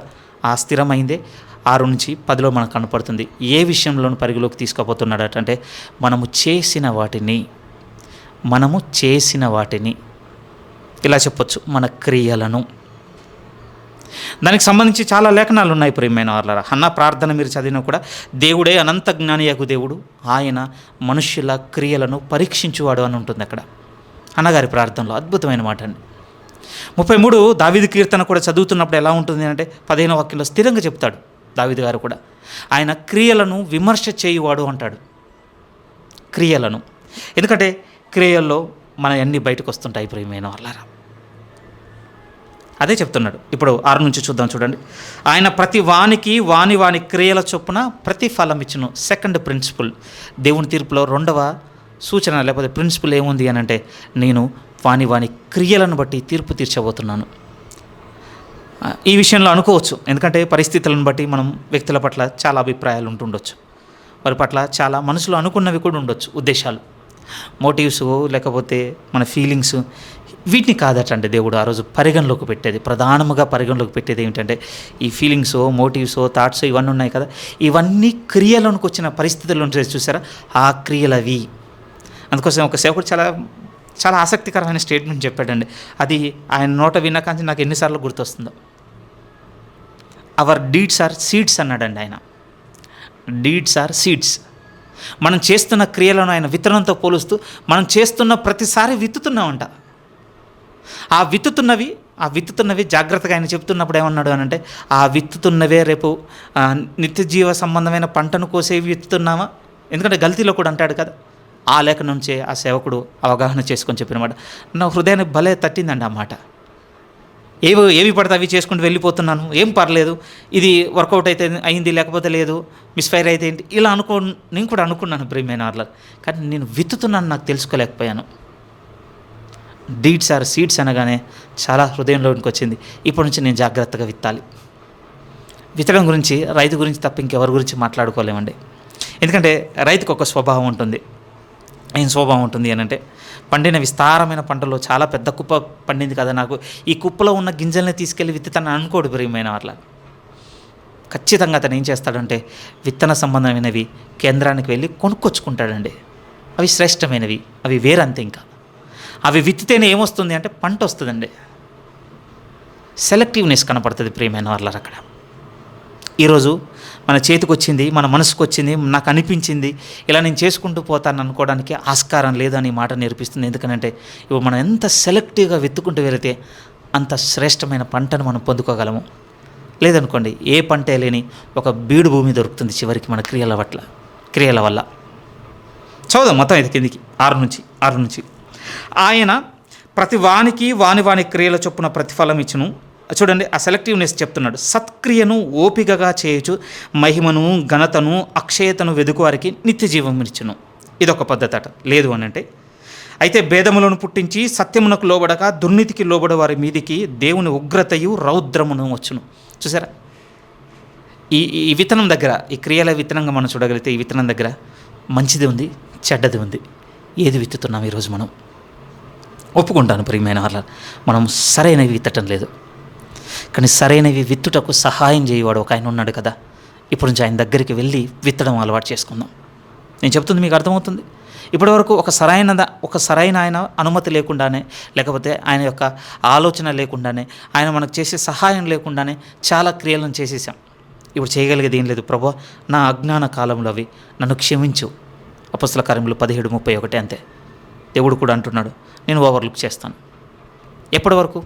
ఇప్పటి నుంచి నువ్వు సంపూర్ణంగా అంగీకరించి మంచి విత్తడానికి నా సహాయాన్ని నువ్వు తీసుకుంటే, నా పంచన చేరితే, నా తోడు నువ్వు తీసుకుంటే, నా డైరెక్షన్ నువ్వు ఒబే అవుతే, నా దగ్గరకు వచ్చి నువ్వు అడిగి ముందుకు సాగితే. కోర్స్ ప్రియమైన ఇలా ఆలోచిస్తున్నప్పుడు కొన్నిసార్లు అనిపిస్తుంటుంది మనది చాలా వెనకబడుతున్నటువంటి లైఫ్ కూడా అవుతుండొచ్చు. అంత యాక్టివ్ మెంబర్గా ఉండకపోవచ్చు. ఈరోజు కొన్ని మనం యాక్టివిటీస్ చేస్తున్నామంటే రీజన్ చెప్పడానికి గుర్తింపు కంప్లీట్లీ గుర్తింపు. ప్రియమైన ఆర్లరా, గుర్తింపు అది లేకుండానండి సరే దేవునికి మహిమ రావడం, ఇది దేవుని సంబంధమైన నెరవేరడం, అది సంఘానికి కావచ్చు, కుటుంబానికి కావచ్చు, సరే ఏదైనా కావచ్చు అండి.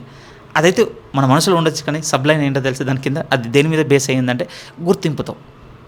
అది ఎవరు అతిథులు కాదు, బోధించేవాడు అందులో ఉన్నాడు, సంఘము నడిపించే పెద్దలు వారు అందులోనే ఉన్నారు, విశ్వాసులు అందరూ అందులోనే ఉన్నారు. ఏంటి? గుర్తింపు. కొన్ని క్రియలకి ఈ క్రియలు ఎందుకు చేస్తున్నట్టు గుర్తింపు కొరకు. ఈ గుర్తింపు ప్రయాణంలో ఉండి కొన్ని అడగకుండా చేసేసాం దేవుణ్ణి. ఇప్పుడు చేయగలిగేది ఏమన్నుందంటే, ఓకే మనం వెనకబడుతుండొచ్చు, ఏమీ చేయని వారుగా ఒక విధంగా డల్ క్రిస్టియన్ అయిపోతుండొచ్చేమో, అసలు యాక్టివ్గా లేరు, ఎప్పుడు వెనకబడ్డట్టే ఉంటున్నారు, ఏం మనుషులు వీళ్ళు. ఓకే, కానీ నేను ఒక మాట చెప్తున్నాను, మీరు చాలా సెలెక్టివ్గా ఉండడానికి మీరు వెనుకుంటున్నారు. హ్యాపీ. ఏదో ఇప్పుడు నాకు గుర్తింపు వచ్చేయాలి, నా ఆరాటం కనపడాలి, నేను ఎంత చేసుకుంటూ పోతున్నానో చూడండి, ఇది ఇందులో ఉన్నాను, అందులో ఉన్నాను, ఏ చేస్తున్నాను, బి చేస్తున్నాను, సి చేస్తున్నాను అంటే ఒకసారి ఆలోచించండి. ఏది ఆ ఓపికతో కనిపెట్టుకొని శ్రేష్టమైన విత్తాలన్నటువంటి ప్రయత్నం ఏది లేదు? నా దగ్గర నాకు ఇది లేకపోయినా పర్వాలేదు, నా దగ్గర పెద్ద కౌంట్ ఉండాలి, ఒక పెద్ద కుప్ప పోగైపోవాలి అంటే మర్చిపోకండి, ఈ కుప్పను ఆధారం చేసుకొని తీర్పట అంతే. ఎస్ ప్రియమైన వాళ్ళారా, అది ప్రిన్సిపల్ మారదు. సూత్రం ఎలా మారుతుంది చెప్పండి? తీర్పు సంబంధమైన ఇంకొక సూత్రం చెప్తాను. మొదటి సూత్రం ఏంటంటే సత్యమును ఆధారం చేసుకొని ఉంటుంది. రెండో సూత్రం ఏంటంటే నీ క్రియలను ఆధారం చేసుకొని. అందుకోసం ఇక్కడ అంటున్నాడు, సత్క్రియను ఓపిక చేయవానికి. ఆ పదాలు ఉన్నాయి కదండి, మళ్ళీ నేను చదువుతున్నాను.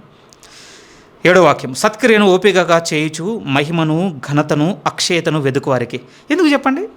సత్క్రియను ఆర్భాటంగా చేయవానికో, లేకపోతే చాలా ఘనంగా చేయవానికో ఇలాంటి పదాలు వాడవచ్చు కదా అక్కడ పక్కనే. ఎందుకు ఓపికగా చేయవానికని? ఎందుకు ఓపికగా చేయవానికి అంటే 2 కారణాలు ఉన్నాయి ప్రియమైన వారు. మొదటి కారణం ఏమిటి అంటేనండి, సత్య సంబంధమైనవి ఎప్పుడు చేయాలి అంటే మనకు చాలా ఓపిక కావాలి ప్రియమైన వారు. ఎందుకంటే సత్యానికి వ్యతిరేకమైనవి ఎక్కువ వస్తుంటాయి కాబట్టి విడవనంత ఓపిక కావాలి. రెండవది ఏమిటి అనంటే చాలా లాంగ్ గ్యాప్ కూడా కనపడుతుందండి ఓపికలో. ఎందుకంటే మనం ఆర్భాటంగా కంగారుగా చేసి తొందరగా ముగించాలన్న అవుట్పుట్ ఎలా ఉంటుంది అనంటే అంత బాగుంటుంది ప్రియమైన వాళ్ళ దాని ఫినిషింగ్. కానీ ఓర్పుతో కూర్చొని నెమ్మదిగా చేసామనుకోండి, దాని ఫినిషింగ్ ఎంత అద్భుతంగా ఉంటుంది అంటే సేమ్. దేవుడు ఇష్టపడేటువంటి ఆ శ్రేష్టమైన విత్తన సంబంధమైన క్రియలు ఎలా ఉంటాయంటే కొంచెం లాంగ్ గ్యాప్తోనే ఉంటాయి. ఎస్, కొంచెం పెయిన్ఫుల్గానే ఉంటాయి, ఓర్చుకుంటే తప్ప ముగించలేనంత భారంగా ఉంటాయి. కానీ అలాంటి క్రియలు చేస్తున్న వానికి ఏమి ఇస్తానంటున్నాడు అంటే ఆయన ఖచ్చితంగా చెప్తున్నాడు, మహిమను ఘనతను అక్షయను వెతుకు వారికి నిత్య జీవాన్ని ఇస్తాను. ఆ క్రియల యొక్క పంట ఏంటో తెలుసా? Eternal life. ఆ క్రియలు అనే విత్తనాల యొక్క పంట ఏంటో తెలుసా? ముగింపులో నిత్య జీవాన్ని నేను ఇస్తాను. అలా కాకుండా రెండో వెర్షన్ చెప్తున్నాడు ఆయన. రెండో వెర్షన్లో ఏంటంటే వీళ్ళు ఇక దుష్టత్వం చేయవారు. 9వ వాక్యం, దుర్నీతి అయితే భేదములను పుట్టించి సత్యమునకు లోబడక దుర్నీతికి లోబడి మీదికి దేవుని ఉగ్రతయు రౌద్రమును వచ్చును. సత్క్రియలు చేసేవానికి డిస్క్రిప్షన్ చూసారా ఎలా ఉందో? మహిమ, ఘనత, అక్షయత, నిత్యజీవం. మరి ఇప్పుడు దుర్నీతిని జరిగించేవానికి ఏమున్నాయో తెలుసా? ఆ లిస్ట్ ఉంది చూడండి. ఉగ్రత, రౌద్రం, శ్రమ, వేదన. ఈ పంట ఇది మారదు ప్రియమైన వాళ్ళ. దేవుని దృష్టికి 2 వర్గాలు ఉన్నాయండి ఎండింగ్లో. ఆ 2 వర్గాలు ఏమిటి అంటే మంచి చేసినవాడు, తన క్రియలలో మంచిని జరిగించినవాడు, సత్యమును జరిగించినవాడు బైబిల్ పదంతో. ఇంకో వైపు ఏంటంటే దుర్నీతిని జరిగించినవాడు. ఈ 2 వర్గాలే. దీంట్లో ధనవంతుడైనా పేదవాడైనా అంటే మత సంబంధి అయినా, మతాన్ని నమ్మకుండా నాస్తిక సంబంధి అయినా, ఎవరైనా ప్రీచర్ కావచ్చు, బిలీవర్ కావచ్చు, ఎవ్రీబడి అండి, అందులో అందరూ ఈ రెండిట్లో ఒక దాంట్లో నిలబడబోతున్నారు అంతే. రేపు దేవుని ఉగ్రత దినమందు జరగబోయేది ఇదే. ఆయన నిర్ణయం చేసుకున్న దినమందు ఇదే ఉంది. ఆయన ఎవరికి తీర్పు తీరుస్తాడంటే అందరికని మనం గ్రహించగలుగుతున్నాం. దూరంగా ఉన్న వారికి మాత్రమే కాదు, అందరికీ. రెండోది ఏం నేర్చుకోగలుగుతున్నామంటే, ఆయన మరి తీర్పు తీరుస్తున్నప్పుడు ఏవి పరిగణలోకి తీసుకుంటాడు? ఎన్నో ఉన్నాయి కదా అంటే ఖచ్చితంగా చెప్తున్నాడు. పరిస్థితులను, లేకపోతే మనసులో అనుకున్న వాటిని, మోటివ్స్ను, ఫీలింగ్స్ను, వీటిని కాదట. ఎందుకంటే అవి మారే అవకాశాలు ఉన్నాయి. అవి అలా మనం నిర్ణయం తీసుకోవడానికి దాన్ని ఇంకోటి కూడా కోరిలేట్ అయ్యి చేంజ్ చేసినవి చాలా ఉన్నాయి. కానీ క్రియలు మాత్రం కాన్స్టాంట్ బయటకు వచ్చినవి కనుక దేవుడు అంటున్నాడు, ఇప్పుడు నేను క్రియలనే పరిగణలోకి తీసుకుంటాను. క్రియలు అంటే క్రియలే ప్రియమైన వాళ్ళారా. అందుకోసం ఇప్పుడు ఏ క్రియ చేయడానికి మనం ఎదురు చూస్తున్నాం అనేది అతి ముఖ్యమైన విషయం. సత్క్రియ చేసిన వానికట చివరి పంట ఏమంట, నేను ఎటర్నల్ లైఫ్, నిత్య జీవాన్ని ఇస్తాను. మరి దుర్నీతిని జరిగించిన వానికి ఉగ్రత ఉంది, నాకు కోపం ఉంది, రౌద్రము, ఉగ్రతను మించిన స్థాయి ప్రియమైన.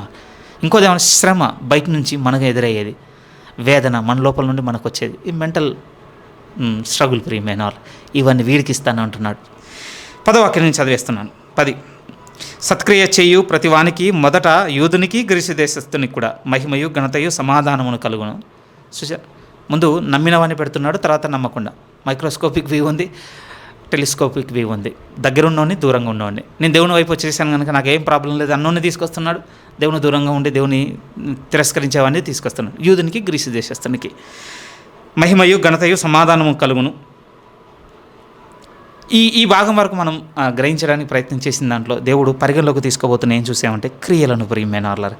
ప్రభునందు ప్రేమతో మీతో చెబుతూ నేను నేర్చుకోవడానికి ఇష్టపడుతున్న మాట ఏంటంటే, ఇప్పటి నుంచి మన క్రియల విషయంలో చాలా జాగ్రత్తగా ఉందామండి. తొందరపడి ఎవరికి మనం తీర్పు తీర్చొద్దు ప్రియమైన వాళ్ళారా. తీర్పు తీర్చుట నా పని అన్నాడు దేవుడు. రెండో మాట ఏమన్నాడు అంటే, సంఘం పరిధిలోనికి తీసుకొస్తే నేను నా అధ్యక్షులను ఏర్పాటు చేసుకొని ఉన్నాను, నా పెద్దలు ఉన్నారు, వారు న్యాయముగా పరిపాలన చేయబద్దులు, వారున్నారు దానికి. మరి మనవంతేంటి సత్క్రియను ఓపికగా చేయొచ్చు. ఇవి వెతుకుందాం ప్రియమైన వాళ్ళ, వీటి మీద మనసు పెట్టుకుందాం. మనకు లభించిన దాన్ని బట్టి క్రమంగా నడుచుకోమన్నాడు కదా ఫిలిప్పీ 3లో 15వ వాక్యం. ఇప్పుడు మనకు లభించింది ఒకటి, మన క్రియలను పరిగణలోకి తీసుకొస్తాడట, వాటిని బట్టి తీర్పు తీరుస్తాడట. ఇప్పుడు నన్ను ఏ క్రియలు చేయమంటున్నాడు? సత్క్రియ సంబంధమైన క్రియలు. అదేదో మెరిట్ సంబంధమైన అంటే పాస్ మార్కులు, లేకపోతే 50%, లేకపోతే 75% ఇలా చెప్పడం లేదండి. చేసేవి, దేవుని తీర్పు నేను తప్పించుకోవాలంటే ఎంత % చేస్తే సరిపోతుంది? పాస్. 35% అయితే 35% నేను మంచి క్రియలు చేస్తాను, తర్వాత అంతా పర్వాలేదు, అలా ఓవర్లుక్ చేయటం లేదు. అక్కడ ఏమన్నాడంటే, ఓపిక అన్న పదంలో ఇంకొకటి ఏం నేర్పిస్తుందంటే 100కి 100% కావాలి దేవునికి. అంతే ప్రియమైన వాళ్ళ, ధర్మశాస్త్రం నుంచి నేర్పించింది కూడా అదే దేవుడు. ఆయన ముందు నీతిమంతులుగా నిలబడాలి అంటే ఇచ్చిన ధర్మశాస్త్రం ఎంత పాటించాలి అని అంటే ఇచ్చిన అన్ని ఆజ్ఞలు పాటించాలి అంతే. అందుకోసమే యూదుని కూడా ఎందుకు తీసుకొచ్చి పెడుతున్నాడంటే, ఏ ఒక్క యూదుడు కూడా ధర్మశాస్త్రమును పాటించి దేవుని తీర్పును తప్పించుకున్నవాడు కాదండి, ఒక్కరు తప్ప, అది యేసుక్రీస్తు వారు అంతే. ఇంకా అది యాకోబు గారు రాశారు, గలతీ పత్రిక రాసిన పౌలు గారు కూడా రాశారు. యాకోబు 2:10 అదే చెప్తాడు, ధర్మశాస్త్రము ఒక ఆజ్ఞ మీరినా మొత్తం మీరినట్టే అయిపోయింది. యూదుడు నువ్వు విగ్రహారాధనలో ఉన్నావు, అది ఉన్నావు, ఇది ఉన్నావు అని తీర్పు తెరిచిన కొన్ని విషయాల దగ్గర రాగానే తను కూడా మిస్ అయిన ఆజ్ఞలు ఉన్నాయి. దాన్ని బట్టి అతను కూడా ఏమయ్యాడు? దేవుని తీర్పులోనికి వచ్చేసాడు. గలతీ 3:10 కూడా అదే చెప్పాడు పౌలు గారు కూడా.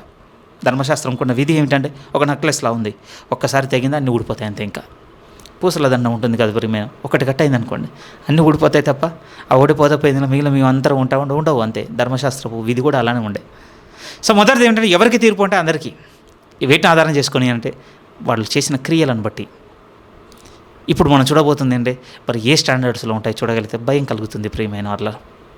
అదే చెప్తున్నాడు. మొదటిది ఏంటి అంటే, ఇంకొక ప్రిన్సిపల్ ఇస్తున్నాడు ఆయన తీర్పుకు సంబంధించి, నాకు పక్షపాతము లేదు.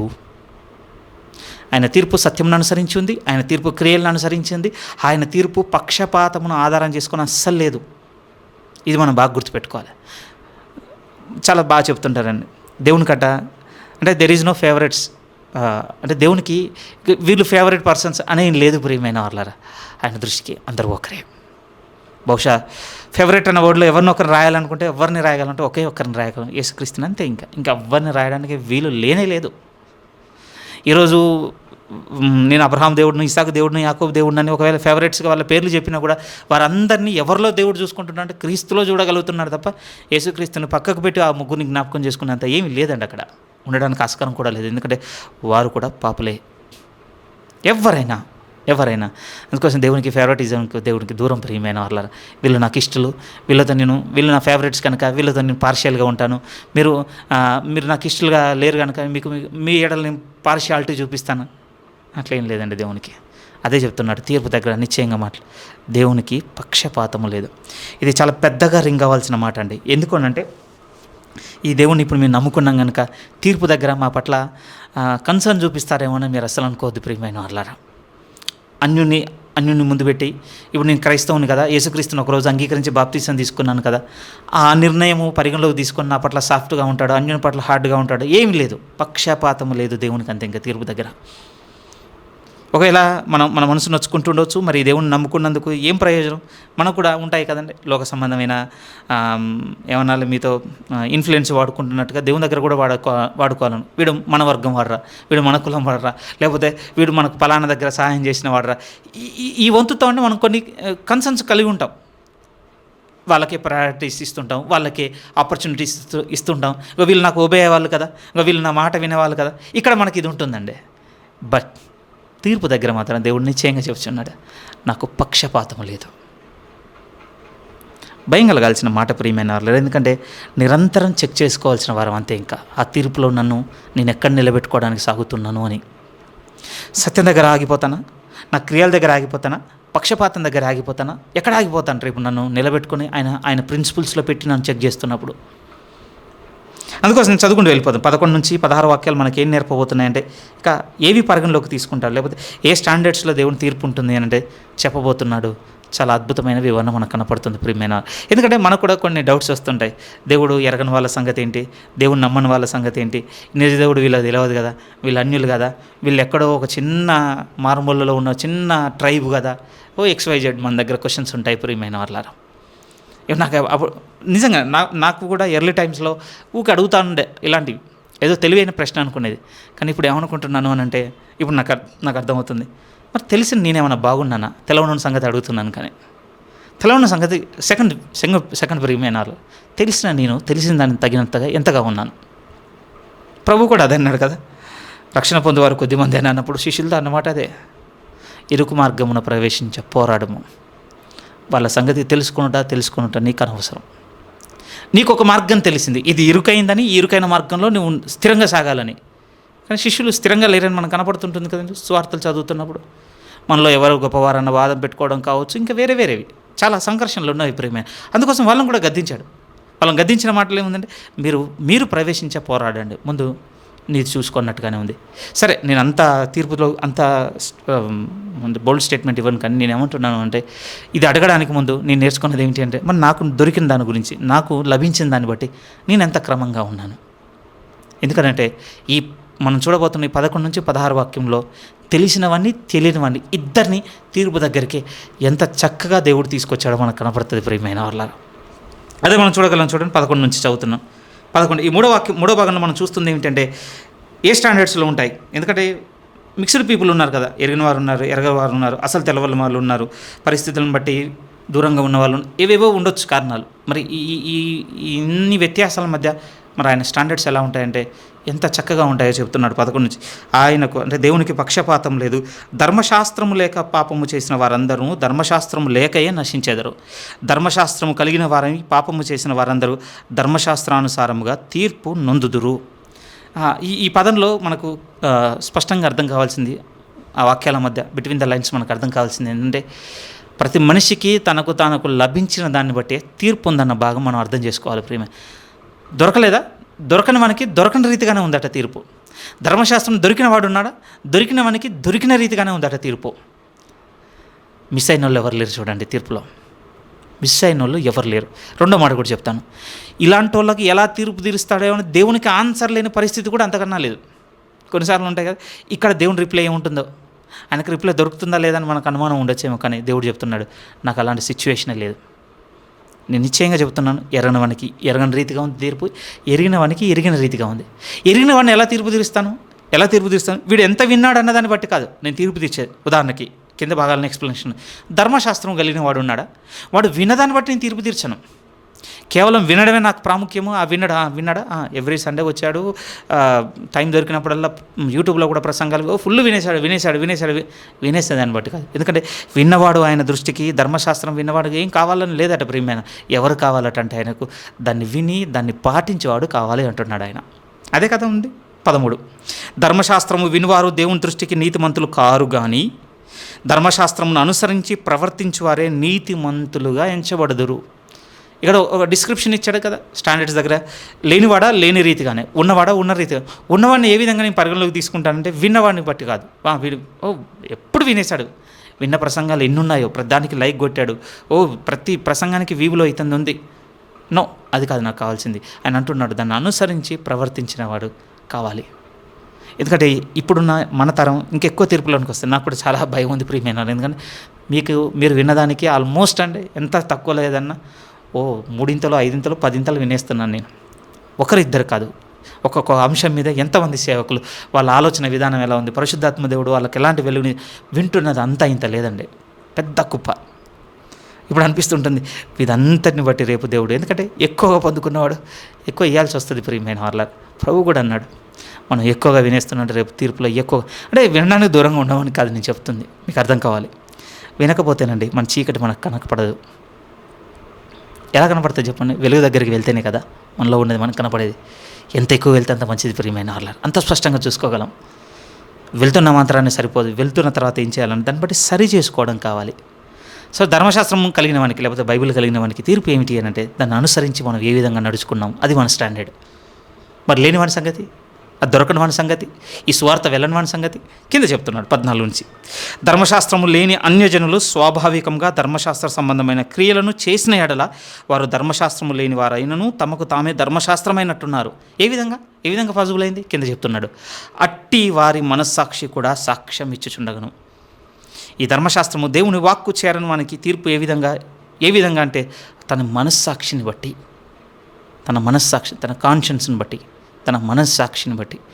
ఎందుకంటే దేవుడు మన మనస్సాక్షిలో నీతి విధిని పెట్టి ఉన్నాడండి. అది ఎలా చెప్పాలో నాకు తెలియదు, కానీ మనం అంగీకరించవలసిందే. ఓకే, పరిణామక్రమ సిద్ధాంతాన్ని తీసుకొచ్చినటువంటి డార్విన్ చెప్పిన మాటే ఒక సేవకుడు చెప్పినప్పుడు ఏమన్నాడట, ఆయన రాశాడట ప్రియమైన వాళ్ళ. ఆయన ఇచ్చిన స్టేట్మెంట్ ఏమిటి అంటే ఎంత ఇది చెప్పినా జంతువులకి మనుషులకు ఉన్న ఒక తేడా నన్ను విపరీతంగా ఇబ్బంది పెట్టింది. ఆ తేడా ఏమిటి అంటే జంతువుల్లో లేని మనుషుల్లో ఉన్నది ఏంటంటే మనస్సాక్షి. అది నేను స్పష్టంగా చూడగలుగుతున్నాను. దేవుడు నమ్మని వాడైనా ఇది అంగీకరించవలసి వచ్చింది. ఎందుకంటే దీనికి దూరంగా పారిపోయేవాడేవాడు. మనస్సాక్షి లేని మనిషి లేడు ఈ భూమి మీద. ఓకే, సెన్సిటివ్గా ఉంది, హార్డ్గా ఉంది, టైప్స్ ఉండొచ్చేమో, కానీ కాన్షియన్స్ లేకుండా లేదు ప్రియమైన వాళ్ళ. చాలామంది ఏమనుకుంటారంటే ఎమోషన్స్ అనుకుంటారండి జంతువుని మనిషిని వేరు చేసేది. వాటికి కూడా మనకంటే ఎక్కువ ఎమోషన్స్ కూడా ఉన్నాయి ప్రియమైన వాళ్ళ. ఏమిటి మనిషిని జంతువుని వేరు చేసింది అంటే మనస్సాక్షి. ఎందుకు దీని గురించి ఇంత స్థిరంగా మాట్లాడుకుంటున్నాం అంటే రేపటి రోజున ఎరగని వారికి దీన్ని ఆధారం చేసుకొని తీర్పటంటే మనస్సాక్షిని. అందుకోసం ప్రియమైన వాళ్ళ ఆదిమ జాతి ప్రిమిటివ్ ట్రైబ్స్ అంటారు కదండి, పురాతనపు జాతి కొండలలో వారు మాత్రమే బతికే వాళ్ళ దగ్గరికి వెళ్ళాం అనుకోండి, ఏమండి వాళ్ళలో కూడా కనపడుతుంటాయండి. వ్యభిచారం కావచ్చు, దొంగతనం కావచ్చు, తప్పని వారి మనస్సాక్షి వాళ్ళని సెల్ఫ్ కంట్రోల్లో ఉంచినటువంటి రీతి వాళ్ళలో ఉంటుంది, వాళ్ళ బిహేవియర్లో. ఎక్కడి నుంచి వచ్చింది ఇది? ఎలా వచ్చిందంటే సింపుల్గా చెప్పొచ్చు, వాళ్ళ మనస్సాక్షి వాళ్ళకి నేర్పింది. ఎక్కడి నుంచి ఈ మనస్సాక్షి నేర్పుతుందంటే దేవుడు ఆ రీతిని పెట్టి ఉన్నాడు. అందుకోసం రేపు చేయబోతుంది ఏంటంటే తీర్పు స్టాండర్డ్లో మనస్సాక్షిని పరిగణలోకి తీసుకుంటాడట దేవుని ఎరగని వారి పట్ల. ఏమర్థమైంది అనంటే తప్పించుకునేవాడు ఎవరు లేడు ప్రియమైన వాళ్ళ. సరి చేసుకోవడానికి మనకు ఒక వరం దొరికింది. ఈ వాక్యమును బట్టి సరి చేసుకోవాలి మనం. ఇంకా అవ్వలేదండి, మనం పరిచయం చేసుకున్నాం తీర్పు. ఇంకా ఈ 17వ వాక్యం నుంచి 3వ అధ్యాయం 20వ వాక్యం వరకు వెళ్ళాలి. ఎందుకంటే దేవుని కోపం మనకు అర్థం కావాలి. ఆయన తీర్పు రోజు ఎవరిని కూడా విడిచిపెట్టేటట్టుగా లేడు ప్రియమైన వాళ్ళారా. ప్రధానంగా క్రియలను తీసుకొని వస్తున్నాడు. ఆయన ప్రిన్సిపల్స్ ఎలా ఉన్నాయంటే సత్యంతో ఉంది. మొదటిది సత్య సంబంధంగా తీర్పు తీర్చబోతున్నాడు. రెండవది క్రియలను ఆధారం చేసుకొని, మూడవది పక్షపాతం లేకుండా, నాలుగవది తనకు లభించిన దాన్ని బట్టి ఏ విధంగా నడుచుకున్నాడు, ఐదవది ఏం చేయబోతున్నాడు అంటే రహస్యంలో ఉన్నవి బయటికి తీసుకొచ్చి తీర్పు తీర్చబోతున్నాడట. అదే చివరిలో ఉంది ప్రియమైన వాళ్ళ. సరే 15 నుంచి చదివేద్దాం. అట్టివారి అంటే దేవుని ఎరగని అన్యజనుల మనస్సాక్షి కూడా సాక్ష్యం ఇచ్చుచుండగను, వారి తలంపులు ఒకదాని మీద ఒకటి తప్పు మోపుచు లేక తప్పు లేదని చెప్పుచుండగను, ధర్మశాస్త్ర సారము తమ హృదయములందు వ్రాయబడినట్లు వారి బిహేవియర్లో చూపుచున్నారు అన్న తర్వాత 16 కీవర్డ్, దేవుడు నా సువార్త ప్రకారము యేసుక్రీస్తు ద్వారా మనుష్యుల రహస్యములను విమర్శించే దినమందు ఇలాగ జరుగును. తీర్పులో ఇంకొక ప్రిన్సిపల్ దేవుడు ఏం చెప్తున్నాడంటే, మనుషుల రహస్యములను బయటికి తీసుకొచ్చి నేను తీర్పు తీరుస్తాను. ఓకేనండి, ఈరోజు చాలామంది వారి జీవితంలో చాలా బయటికి రావటం లేదు ప్రియమైన వాళ్ళ. తెలుగులో సామెత ఉంటుంది కదా, బాగా సరిపోతుంది, దొరికినోడు దొంగ దొరకనోడు దొర. ఆ రోజు దొరకనోడు ఎవడు ఉండడండి. ఎందుకంటే మనిషి ఈరోజు రహస్యములను శోధించలేకపోతున్నాడు కనుక చాలామంది తప్పించుకుంటున్నారు, దేవుని దగ్గర నుంచి లోకంలో ఉన్నవారి వరకు. కానీ ఆ రోజు తప్పించుకునేవాడు ఎవడు లేడు, ఎందుకంటే రహస్యములను వెలుగును తీసుకురాబోతున్నాడు. ఎందుకంటే మన దేవుడు రహస్యములకు దేవుడు. Hour God is God of mysteries అండి, అంతే, ఇంకా ఆయనకు మిస్ అయ్యేది లేదు. అందుకోసం దీనికి సంబంధించిన ఒక లేఖను చదువుకొని క్లోజ్ చేసుకోవడానికి ప్రయత్నం చేద్దాం ప్రియమైన వాళ్ళ. టైం కొంచెం ఎక్కువ తీసుకున్నాను, క్షమించండి. కొరింథీయులకు రాస్తున్న మొదటి పత్రిక 4వ అధ్యాయము. కొరింథీయులకు రాస్తున్న మొదటి పత్రిక 4వ అధ్యాయం 5-6 వాక్యాలు మనం చూడగలిగితే, 5-6 వాక్యాలు పౌలు గారు కూడా అది క్లెయిమ్ చేస్తున్నాడు. కాబట్టి సమయం రాకమునుపు అనగా ప్రభు వచ్చే వరకు దేని గురించి తీర్పు తీర్చకండి. ఆయన అంధకారమందలి రహస్యములను వెలుగులోనికి తెచ్చి హృదయంలోని ఆలోచనలు బయలుపరిచినప్పుడు ప్రతి వానికి తగిన మెప్పు దేవుని వలన కలుగును. ఆయన బయటికి తీసుకురాబోతున్నవి రహస్యములను బయటికి తెపోతున్నాడు ప్రియమైన వాళ్ళ. రోజు ఎవరికి తీర్పు తీర్చబోతున్నాడంటే అందరూ ఉన్నారు. నేను నమ్మేశాను, నేను సేఫ్ అయిపోయాను, నేను ఎలా ఉన్నా పర్వాలేదంటే కుదరదు. ఇతరులకు తీర్పు తీర్చి మనుషులు, నీకు నువ్వు తీర్పు తీర్చుకో. ఎందుకంటే ఏ విషయాలైతే వారు చేస్తున్నారు, తీర్పు తీరుస్తున్నారు, అట్టి కార్యంలో నీవు కూడా చేయుచున్నావు కదా. అందరికీ తీర్పు ఉన్నది. వేటిని బట్టి తీర్పు అంటే క్రియలను బట్టి. ఏ క్రియలు? సత్క్రియలను విత్తుతున్నామా, లేకపోతే దుర్నీతి చేత సత్యమును ఎదిరిస్తూ దుర్నీతి క్రియలను విత్తుతున్నామా? వాటి పంటను మనం చూస్తున్నాం. నీతి సమాధానం ఉందట ప్రియమైన వారు. సత్క్రియను ఓపిక జరిగించిన వాని ఫలం ఏంటి, వాని పంట ఏమిటి అంటే నిత్య జీవం ఇస్తాడు. మరి దుర్నీతి రౌద్రము, ఉగ్రత, వేదన, శ్రమ కలుగును. అది స్టాండర్డ్స్ ఎలా ఉన్నాయంటే ఎగ్జామ్షన్ ఎవరికి లేదు. నువ్వు నిరుత్తరుడవై ఉన్నావు, ఎవరికి లేదు. నేను ఎరిగిన వానికి ఉంది, ఎరగని వానికి. ఎరిగిన వానికి వాడు వింటున్న నా ధర్మశాస్త్రమును, నా బైబిల్ను బట్టి, మనకైతే ఇప్పుడు బైబిల్ అంతటిని, యూదులైతే ధర్మశాస్త్రం, దీని అంతటిని బట్టి తీర్పు. ఎరగని వాడైతే తమ మనస్సాక్షిని బట్టి, ఎందుకంటే నేను మనస్సాక్షిని చేసి ఉన్నాను, నైతికతను గుర్తించగలిగేటట్టుగా వారికి దాన్ని బట్టి తీర్పు తీరుస్తాను. ఒకవేళ రహస్యంగా ఉన్నవి ఇవి దేవునికి తెలియడానికి ఆస్కారం లేదట. ఆ రోజు విమర్శ దినమందు దేవుడు మనుషుల రహస్యములను వెలుగులోనికి తెచ్చి తీర్పు తీర్చబోతున్నాడు ప్రియమైన వాళ్ళారా. ఈ మాటలన్నీ నేను చెప్పి ముగించాలనుకున్న నా ఆలోచన ఏమిటి అనంటే, ఆ తీర్పును తప్పించుకోవడానికి సిద్ధపడుతున్నావా? ఏం పర్వాలేదులే, ఏదే కదైంది, నేను మాత్రం ఇప్పుడు ఇది డిసైడ్ అయిపోయాను, ఇదే చేసుకుంటూ పోతానని దానికి మనం డిసైడ్ అవుతున్నాం అనేది మన వ్యక్తిగతమైన నిర్ణయం. అంటే ఒకటైతే నాకు అర్థమైంది, నాకేమర్థమైంది ఏంటంటే, ఈ బైబిల్ అంతా 100 సార్లు కాదు 1,00,000 సార్లు చదివిన అర్థం కాని దేవుడు, అర్థం కాని ఒక రూపం నేను ఆ రోజు మాత్రమే చూడగలనని నాకు అర్థమైందండి. నా వ్యక్తిగతమైన అండర్స్టాండింగ్ చెప్తున్నాను. నాకేమర్థమైందంటే, దీన్ని 100 సార్లు 1000 సార్లు 1,00,000 సార్లు చదివిన అర్థం కాని ఒక రూపాన్ని నేను ఆ రోజు మాత్రమే చూడగలను. ఆ రోజు నాకు తెలిసిపోతుంది ఆ రూపంలో ఉన్న ఆయన నిశ్చయంగా అలానే ఉంటాడంతే. ఆ రోజు భయంకరుడుగా ఉన్నాడు, విననివానుగా ఉన్నాడు. కేవలం తన నియమాలను, తన ప్రిన్సిపల్స్ని ఆధారం చేసుకొని నిక్కచ్చిగా నిలబడేవాడిగానే ఉన్నాడు తప్ప ఉపేక్షించేవాడిగా లేడు. ఎందుకు లేడని ఇంత గట్టిగా ఎందుకు చెప్తున్నావు బ్రదర్ అంటే, ఆ రోజు నిలబడి తీర్పు తీర్చబోతుంది ఎవరు అంటే, మనవలే మానవదారిగా వచ్చి, మనవలే శరీర ఆకారంతో మనలాంటి అన్ని శోధనల గుండా ప్రయాణం చేసి దేవునికి పాపం లేని వాడిగా తను ప్రతిష్ఠించుకొని బతికిన యేసుక్రీస్తు ఆ రోజు నిలబడి తీర్పు తీరుస్తున్నాడు కనుక కారణం చెప్పడానికి ఆస్కారం లేదు ప్రియమైన వాళ్ళారా.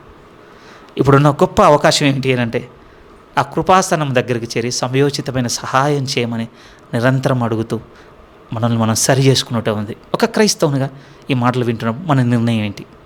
ఓకే, బైబిల్ స్టడీగా ఈ అధ్యాయం సెకండ్ పార్ట్ మాట్లాడుకునేసరికి మనకు ఓవర్ వ్యూ తెలిసిపోతుంది. ఈరోజు మన వ్యూ ఏమిటి అంటే, ఈరోజు విన్న మాటలు బట్టి ఏం డిసైడ్ అవుతున్నాం? ఇతరులకు తీర్పు తీర్చుకుంటూ వెళ్ళిపోతాను, నేను సేఫ్ అయిపోతాను, తీర్పుని తప్పించుకుంటాను అనుకుంటామా? లేకపోతే ఆయన అనుగ్రహ ఐశ్వర్యము మారు మనసు పొందుటకు నన్ను ప్రేరేపించుచున్నదని మనల్ని మనం మార్చుకోవడానికి నిర్ణయం తీసుకుంటాం. ఆయన మాత్రం ఆ రోజు నిశ్చయముగా మారని వాడుగా ఉంటాడు ప్రియమైన వాళ్ళారా. నిర్ణయం దేవుని చేతుల్లో, మీ చేతుల్లో పెడుతున్నాను. నేనైతే ఒక నిర్ణయం చేసుకున్నాను. ఆ నిర్ణయంలో నేను సాగాలనుకుంటున్నాను. మీరు కూడా ఒక అనుకూలమైన దేవునికి నిర్ణయం చేసి అందులో సాగాలని పిలుపునిస్తున్న మాటలు ముగిస్తున్నాను.